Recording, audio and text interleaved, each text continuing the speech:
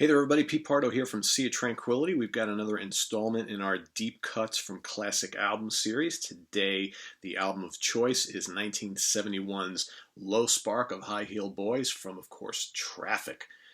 Kind of a sort of pseudo supergroup of the late 60s, early 70s. Of course, featuring Steve Winwood, at least on this album. We've got Steve Winwood, we've got Jim Capaldi on vocals and drums and percussion. You got Chris Wood on all sorts of woodwinds, Rick Gresh on bass and a little bit of violin, Jim Gordon on drums, and of course, Rebop Kwaku Ba, I believe that's how he says his name, right? I think so, on percussion as well. Most people, when they think of the Low Spark of High Heel Boys, they obviously think of the title track. It's been a long time hit on FM radio. Not sure exactly how well it did on the charts back in the day, but helped propel this album to Platinum Plus status. It is a highly regarded album, especially in the discography of Traffic. Most people cite it as one of the best Traffic albums, deservedly so. Another big hit on the album was Rock and Roll Stew, kind of like more of a hard rocker, all right? Whereas title track was this long, moody, jazzy, proggy kind of tune that just breathes and ebbs and flows, and just a wonderful constructed track. But beyond those two songs, you don't hear a lot about the rest of the album, right? But that's a shame because there's a lot of great stuff on here. If you like the Rock and Roll Stew tune, which again, a song you hear on FM radio quite often, Light Up or Leave Me Alone is another kind of raucous rocker on here, driven by some stinging Winwood guitar work and some pretty great vocals from Jim Capaldi, who also sings the Rock and Roll Stew song. I always liked Light Up or Leave Me Alone. Kind of bluesy hard rock tune. Really, really cool song. Doesn't get enough notice. Hidden Treasure, the tune that kicks off the album, I think is a total hidden treasure, exactly what it's titled.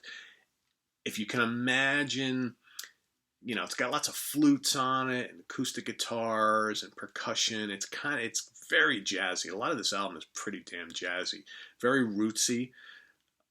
If you can imagine like an early Jethro Tull minus the kind of hard rock bombast, that's kind of what you get on this tune.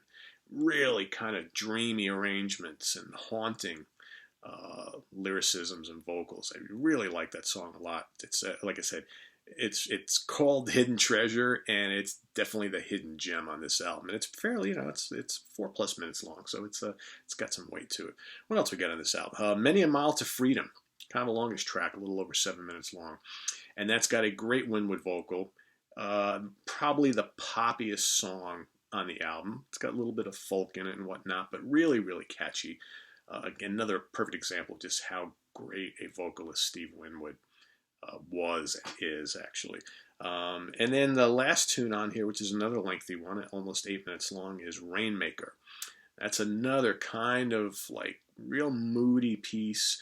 Again, those little kind of folky, proggy arrangements seeping in, the flute and the acoustic guitars and some keyboards and really great vocals, and just this kind of like real rootsy vibe that just kind of permeates a bunch of the tracks on this album. Like bits of jazz and folk and prog all kind of weave together. So you got a couple tunes that kind of run in that vein, and then played off with the title track, which is like a totally different beast on its own, and then the two hard rockers. So a little bit of something for everybody, but again, beyond those two FM staples, you got some really strong tunes. Might not be as like immediately catchy as those other tunes, but equally as compelling. And I think it's a shame that Light Up or Leave Me Alone wasn't released as like a single or played on the radio, because I think that's a really good rock tune. And like I said, Hidden Treasure is really good, but Many a Mile to Freedom's got some really catchy hooks, and I think that's probably the pop tune on this album that just kind of should have done something with that. So 1971, Low Spark of High Heel Boys from Traffic. This is our classic album of today, where we're looking at some of the deeper cuts on the album past the hits. So visit us on the web at www.seatranquility.org. We're on Facebook, we're on Twitter, of course we're here on the mighty YouTube. Stay tuned for lots more content coming up in the weeks ahead. Till then, take care. Bye-bye.